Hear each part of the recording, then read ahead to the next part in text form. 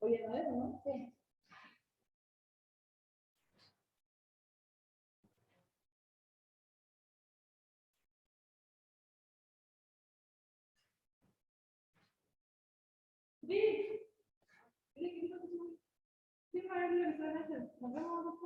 Chao, chao, que vaya bien.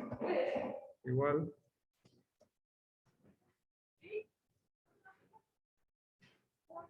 Chao, chao. Que vaya bien.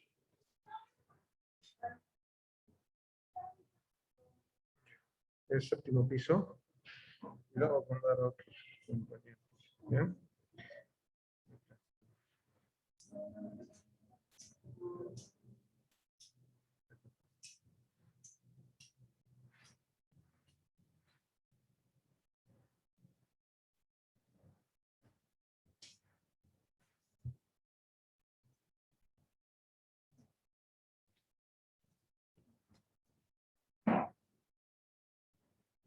Más bien le tocó el fácil porque antes era este.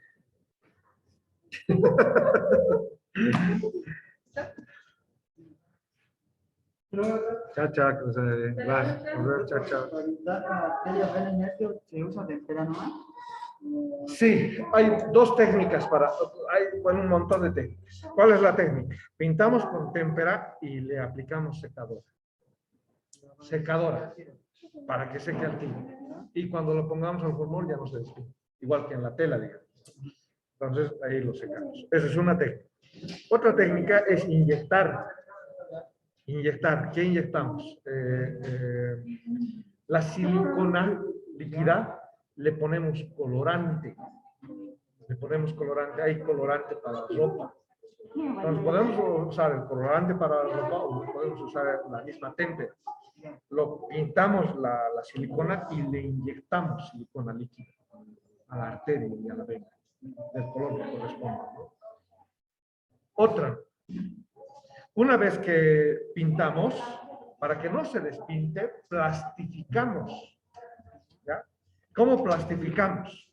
Podemos plastificar de varias maneras. Uno es con la gotita, ¿ya? Pero demora mucho. Chao, chao, que te vaya bien. Y otra es siliconarlo de la misma manera. Cubrirlo con silicona transparente, pintarlo, cubrirlo con pinceladas de silicona transparente y que se plastifique. Según cómo se maneje cada uno, si queda cansado. Entonces, sí, según cómo se maneje, queda bonito. Ahora el segundo va a ser entra. Sí, sí, el segundo parcial. Sí.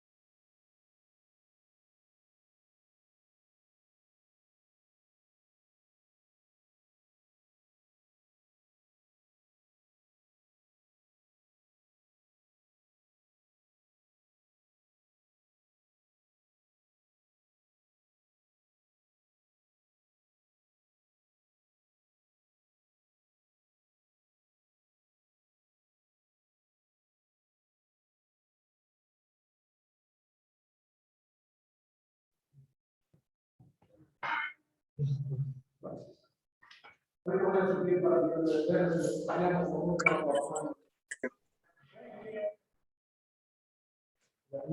por eso no.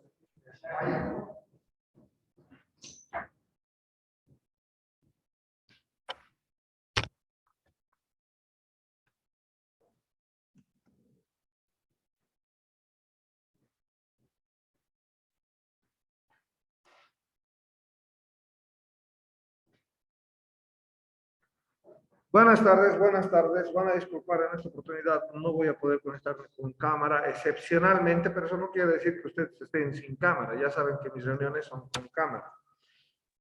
Repito, excepcionalmente yo estoy desde la universidad y justo tengo un impasse con la cámara. Tengo un impasse con la cámara. Entonces, pero su comprensión y vayan en sus cámaras para poder realizar la interacción. Bien, tengo retorno, a ver quién está con audio ahí. Daniel Jeremy Torrico. ¿Me escucha? No, no tengo. Doctor, buenas tardes. Ahora. No sé si es solo mi audio, no se le escucha nada. Ya está, recién estoy mencionando. Ahora, Doctor, otra vez. se escucha entrecortado. Ya, Doctor, se escucha entrecortado. ¿Vuelvo a hablar? ¿Puedo hablar? Si no me levantan la mano. Ya, exacto. Es que si todos hablamos a la vez, peor todavía, ¿no? Jeremy Torrico, ¿tengo retorno de audio? ¿Ahora? Sí, doctor, ya está mejor. Hace rato estaba muy entrecortado. Gracias, eso quería verificar. No voy a poder tener la cámara yo prendida porque no tengo la cámara, estoy en la universidad y no tengo la cámara por un problema técnico de la cámara. Ahora, pero todos tienen que estar con su cámara prendida para que yo pueda realizar la interacción. El estudiante que no esté con la cámara prendida, yo lo retiro. ¿Bien? Ese es el principio para mi clase. Voy llamando asistencia mientras van ingresando algunos más que están ahí ingresando tarde. Bien, vamos con la asistencia. Es difícil conectarse de manera directa desde la universidad. Bien, vamos con esto. Acá estamos con hoy, que es 8 de septiembre. Vamos con Álvarez, Carolina.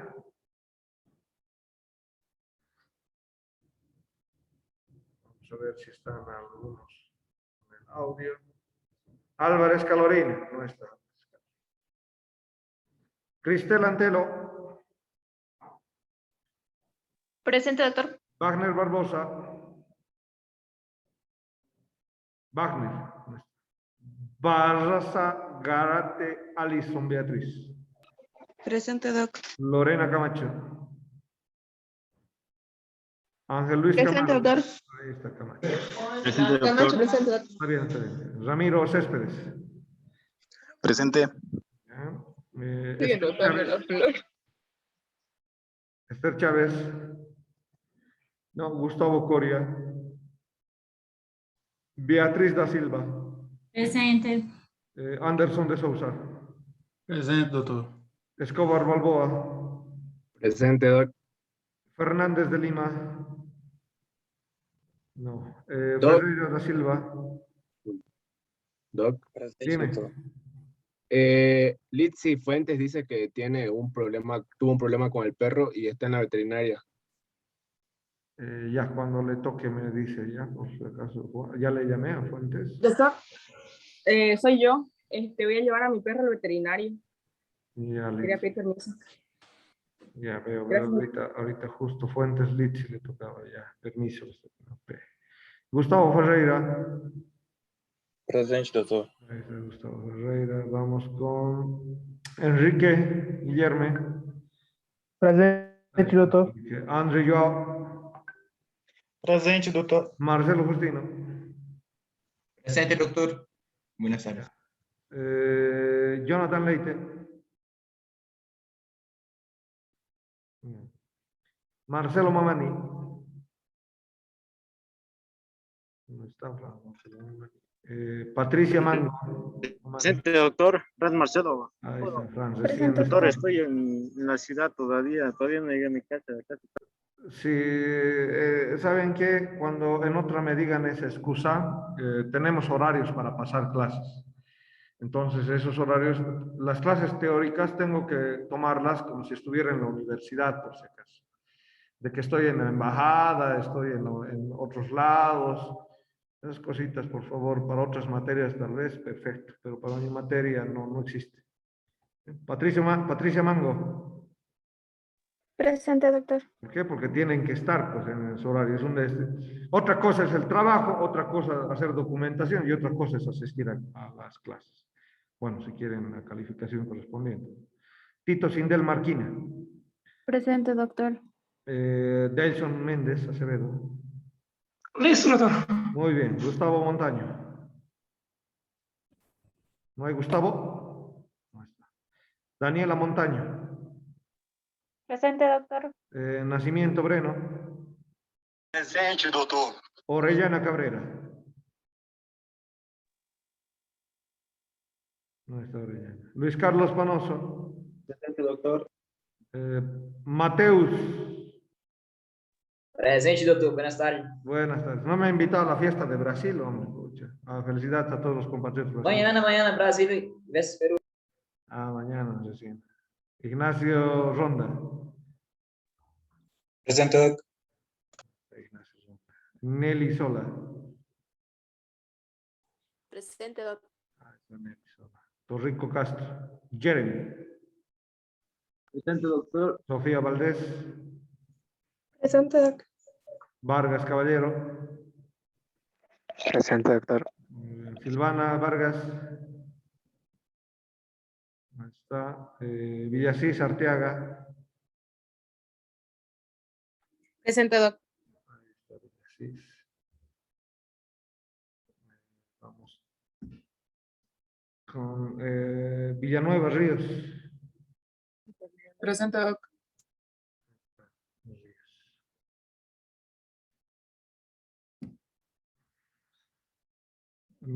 Talía Yandira.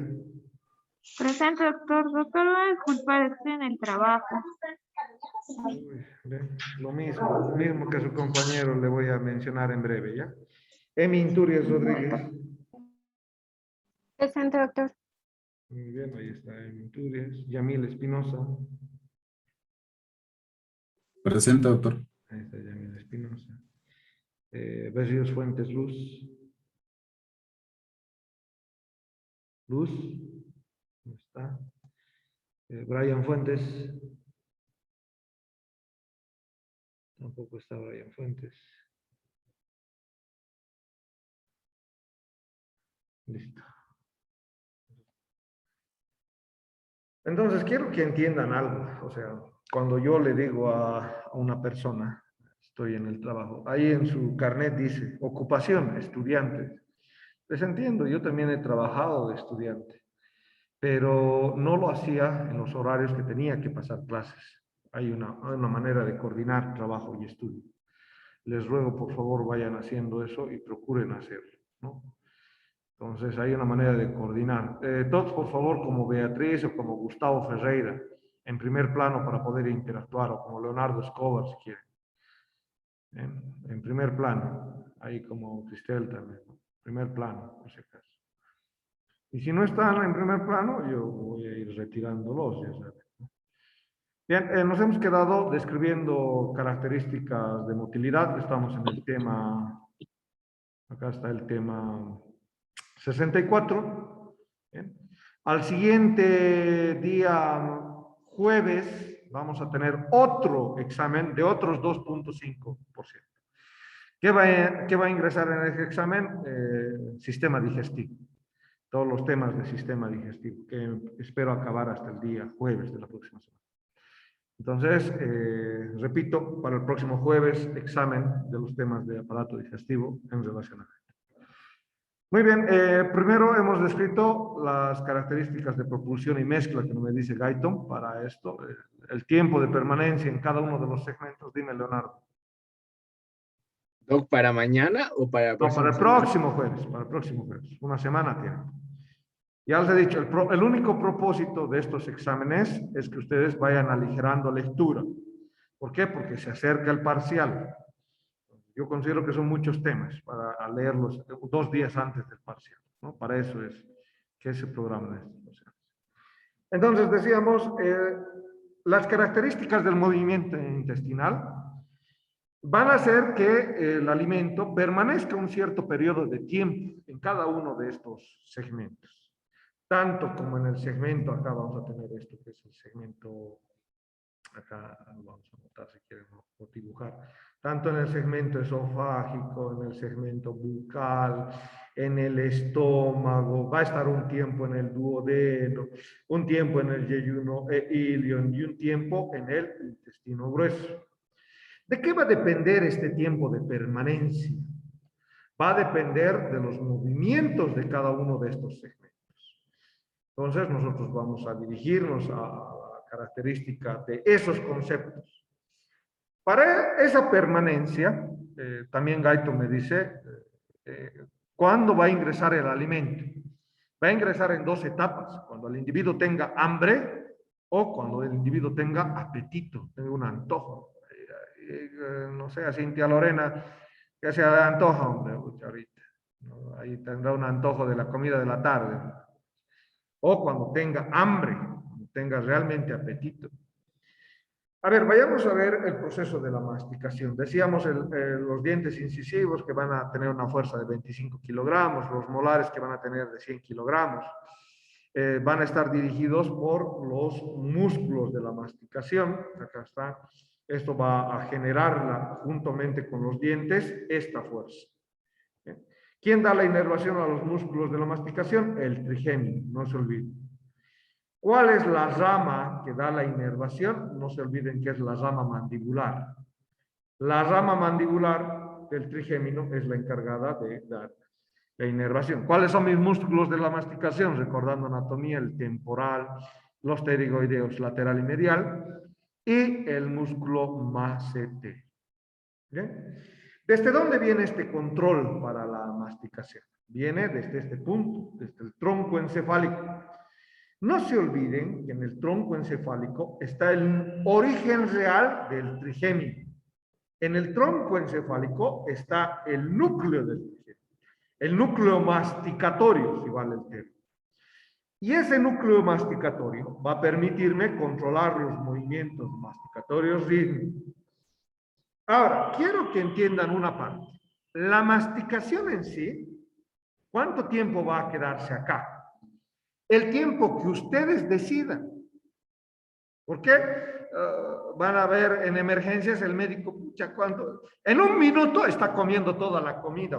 Se le sirven ahí en emergencias, y van a ver limpios los platos del médico de emergencias en 1 minuto, 3 minutos. Porque uno decide. ¿Cuántas? Lastimosamente por la premura, los médicos de emergencia, incluidos los internos y los residentes, nos acostumbramos a masticar poco. ¿Cuál es lo recomendado entre la masticación? 35 veces. Una vez ingerido una arcada de bolo alimenticio, tiene que estar 35 veces.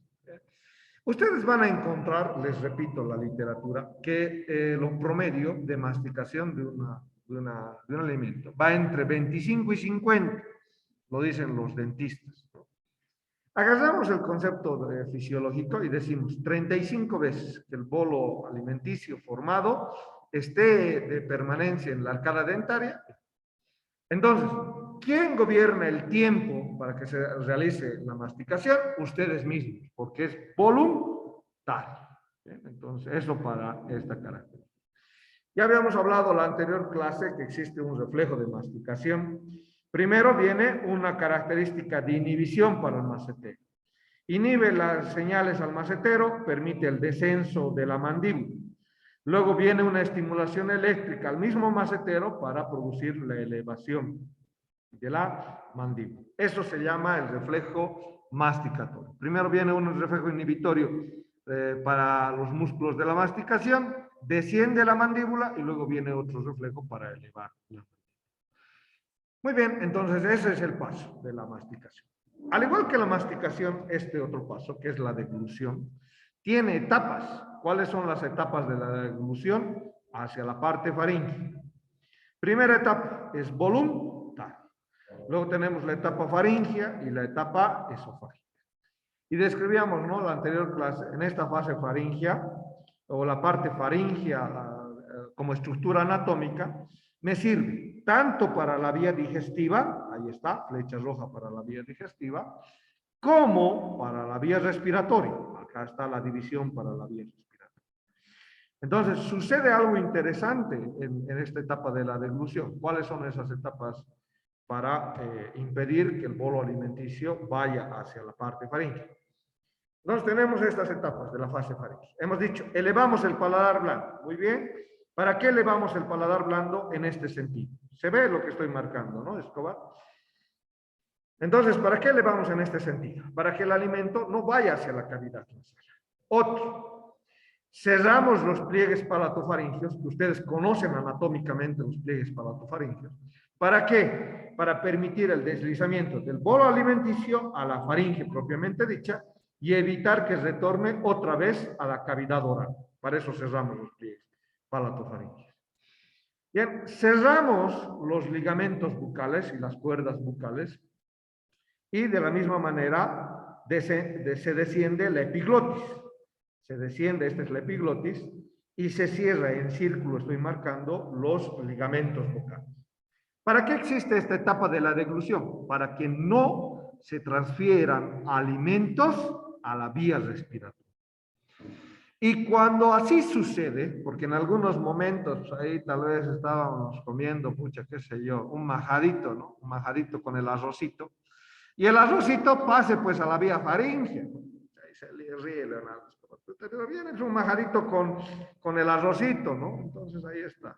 No quieren que sea eso, pucha, a ver, un plato brasileño, ya me he olvidado de los platos brasileños. Tengo que ir a comer otra vez comida brasileña. Entonces viene e irrita la parte de la porción laringea. ¿Para qué? Producir el reflejo tusigénico y expulsar con una fuerte respuesta respiratoria cualquier partícula que haya ingresado. ¿Bien? Entonces ahí está. Vamos a tener una relajación del esfínter esofágico superior para que el bolo alimenticio pase. Dentro de los pasos de la fase faríngea de la deglución, vamos a tener una relajación del esfínter esofágico, o también llamado faringoesofágico, ¿no? Se relaja para que vayan y los alimentos penetren a esta porción. Bueno, y se inicia en esta porción de la faringe la onda peristáltica. Entonces, el esfínter esofágico superior se ha dilatado, se eleva la laringe y se relaja el esfínter esofágico y empieza una onda peristáltica en esta porción del esófago. En esta porción del esófago empieza lo que vamos a denominar como onda peristáltica. Muy bien, ahí tenemos entonces lo que Guyton también me describe como la fase faríngea ya involuntaria de la deglución.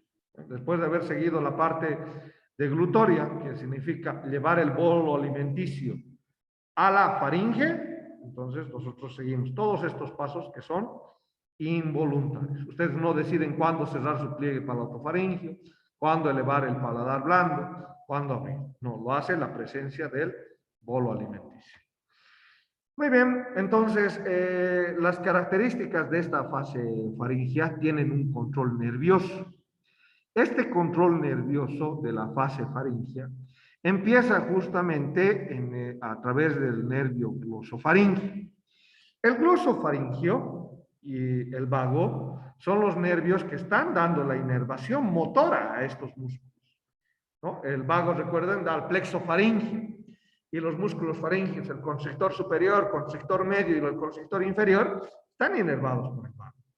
Bien, entonces, la característica de que empiece este proceso de la deglución es porque se va a llevar señales aferentes a través de estos pares craneales. ¿Cuáles son estos pares craneales? Entonces, vayamos a recordar cuáles son.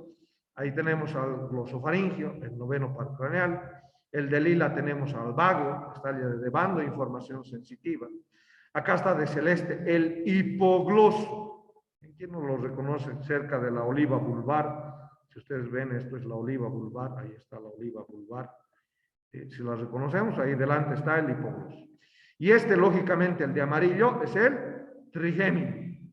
¿Quién no lo reconoce al trigémino? Fácil, en el puente, ¿no? Entonces, se lleva la información sensitiva de la presencia del alimento, lo que genera un arco reflejo. ¿Qué quiere decir? Una respuesta.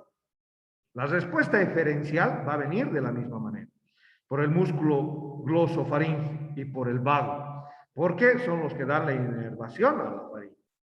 Entonces, van a dar la respuesta para iniciar con el movimiento de los alimentos. Y van a excitar los receptores involuntarios de la faringe y van a despertar el reflejo de la deglución. Entonces, eso va a generar la respuesta eferencial de este control nervioso en la parte faríngea de la deglución. Entonces, ¿qué va a pasar con esta característica en la serie de pasos que estamos mencionando? Decíamos en la anterior clase, ¿no? No podemos hablar mientras estamos comiendo, porque en la fase faríngea de la deglución se detiene la respiración. El centro de la deglución, estábamos preguntando a algunos de sus compañeros en la anterior clase, ¿no? Inhibe de manera específica, acá va a inhibir de manera específica al centro respiratorio. Y decíamos, ¿cuál es mi centro respiratorio? Recuerda mi núcleo ventral, dorsal, neumotáxico y apnéutico. Entonces, el centro de la deglución, que está relacionado con el tronco encefálico y con los pares craneales que acabamos de mencionar, el noveno, el vago y el hipogloso, van a mandar respuestas.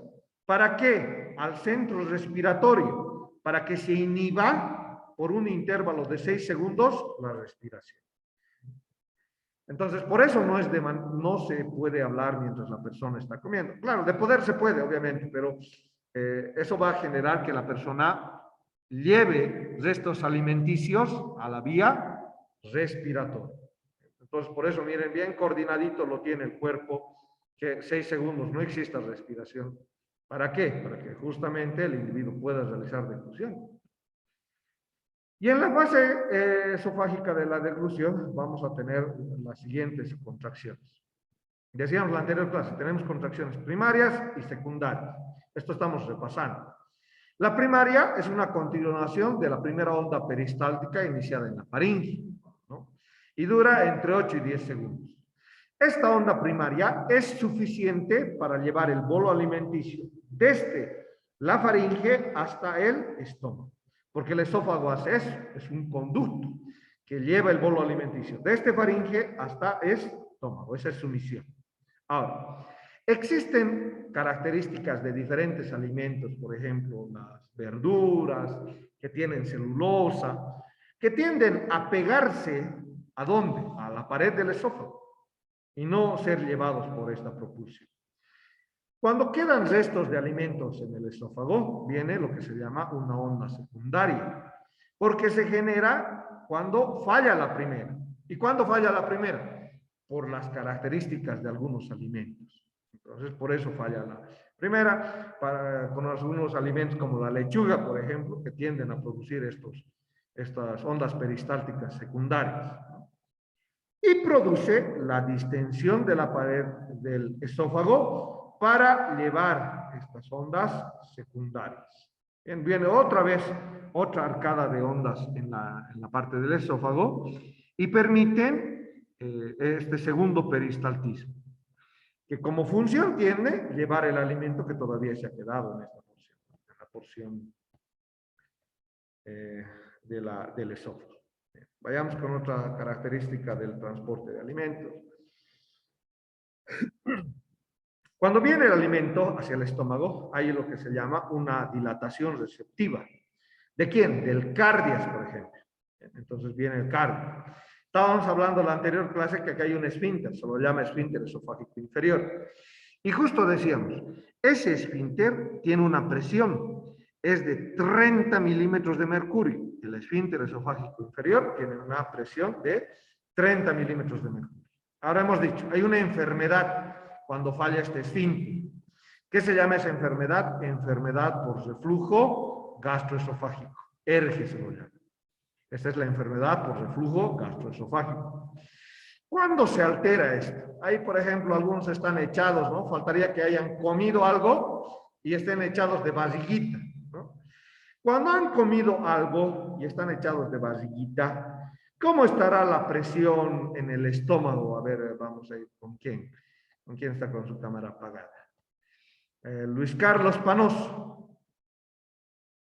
¿Cómo estará el estómago de este paciente? Luis Carlos Panoso. ¿Me escucha? No, no. Entonces, ¿para qué va a estar en mi reunión? Chao. No necesitamos que esté en mi reunión. A ver, ¿quién más? Franz Marcelo.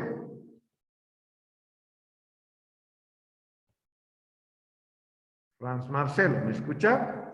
Aquí estoy, doctor. Ya. ¿Qué Doctor, cree ¿me escucha? que pase si usted ha comido ahorita, por ejemplo, ha ingerido algo y se echa de barriga, se echa en decúbito supino? Entonces, ¿qué va a pasar si se echa a la cama en decúbito supino? ¿Va a aumentar o va a disminuir la presión del estómago?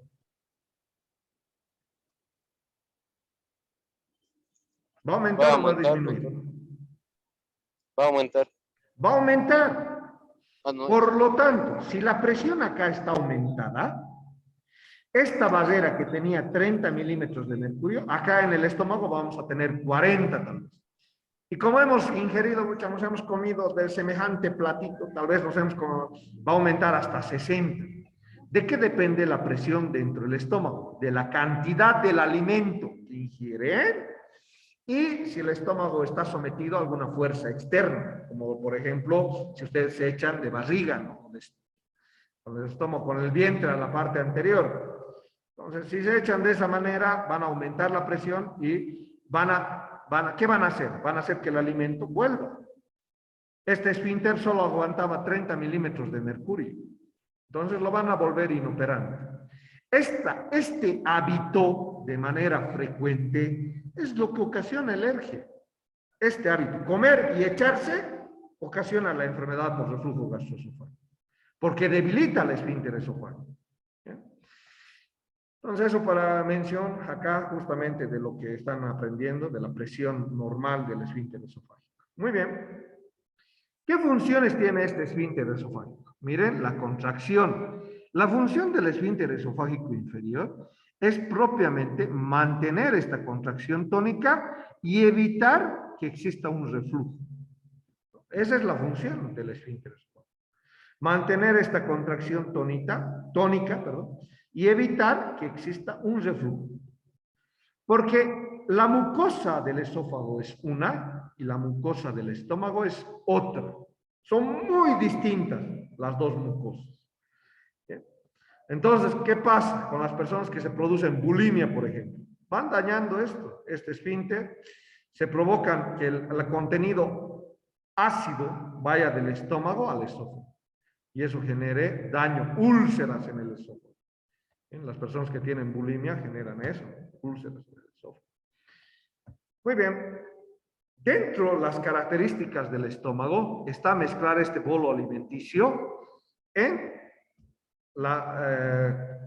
con los jugos gástricos. Entonces, las funciones motoras del estómago son la de mezcla, para que en primera instancia se produzca un almacenamiento transitorio y luego pase a un vaciamiento.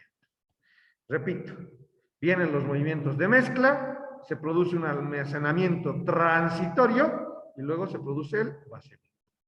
Para entender las ondas peristálticas, nos hace el recuerdo anatómico Guyton y nos dice, ¿no? Acá está el fondo, la curvatura mayor, esto es el cuerpo, esto es el antro. Bien, ahí está el detalle anatómico. Y nos hace recuerdo que hay un esfínter pilórico altamente competente. ¿Para qué nos hace recuerdo esto del principio anatómico? Para entender las características de las funciones del estómago. Para la función del almacenamiento que tiene el estómago, cuando los alimentos han ingresado en el estómago, forman círculos. ¿Qué quiere decir? Van en este sentido y vuelven en este sentido, ¿no? Van otra vez en este sentido y vuelven otra vez en este sentido. ¿Por qué? Porque el esfínter pilórico es el que se opone a que pasen a duodeno.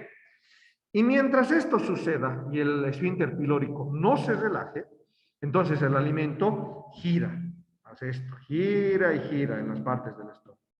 Y se produce la mezcla, ¿no? La mezcla de los jugos gástricos con los jugos gástricos con el bolo alimenticio, ¿no? Entonces ¿cuánto puede almacenar el estómago? De 0.8 a 1.5 litros. Eso es lo normal que me dice Gaito.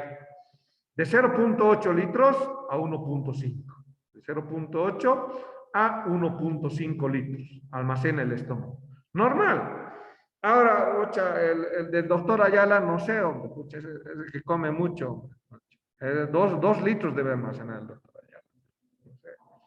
Pero no lo inviten a su parrillada, hombre, el doctor Ayala, porque se va a comer mucho, si su estómago está grande. Eso pasa en los pacientes obesos. En los pacientes obesos o gorditos, no es mi caso, por si acaso, solamente era para que se diga. Marcelo, dime. Doctor, ¿tiene alguna posición para echar que facilite la digestión? No, porque lo correcto es no echarse después de la alimentación. Lo correcto es caminar o estar sentado 1 hora después. En la práctica como tal, eso se llama sobremesa, ¿no? Hacer sobremesa. Después de ingerir el alimento, estar sentado. O ir a caminar para que se pueda facilitar la digestión. Entonces, dice Gaito, empieza un reflejo bajo vagal. ¿Para qué? Para reducir el tono de la pared muscular y poder distender el estómago. ¿Cuándo pasa esto? Cuando va ingresando el alimento. Mientras ustedes están ingiriendo el alimento, el estómago, lo primero que está haciendo es mandar estas órdenes del reflejo bajo vagal para que el estómago pueda dilatarse y albergar más cantidad de alimento, ¿no? Se distiende para acomodar el alimento. Esa es la función del almacenamiento que tiene el estómago. Puedes recibir hasta 1.5 litros de contenido, ¿no? 1.5 litros de contenido. Según la constitución de la persona, esto es en promedio, quiere decir en una persona de unos 75 metros de estatura, 70 kilogramos de peso, entonces en ellos podemos hablar que su estómago tiene 1.5 litros. Muy bien, entonces el estómago sufre una relajación gástrica completa y albergamos los 0.8 a 1.5 litros que está mencionando Gaito. Después de esa etapa de almacenamiento, ¿qué va a venir? Vamos a ir describiendo. Entonces van a venir los movimientos de mezcla y propulsión de los alimentos. Después de esa etapa de almacenamiento, recién viene el ritmo eléctrico basal para la pared gástrica. Después del reflejo vagal que hemos descrito, va a venir un reflejo eléctrico basal de la pared gástrica. Este reflejo permite que los jugos digestivos del estómago que van a proceder de las glándulas gástricas, vayan y se mezclen, ¿no? con el bolo alimenticio. Ahí, mientras estaba almacenando, la siguiente etapa va a ser este ritmo eléctrico basal de la pared gástrica. ¿Para qué? Para que el estómago genere movimientos, se lo denomina movimientos de mezcla. Una onda en este sentido y la otra onda en este sentido. ¿Bien? Entonces, las ondas peristálticas ejercen una acción de bombeo de los alimentos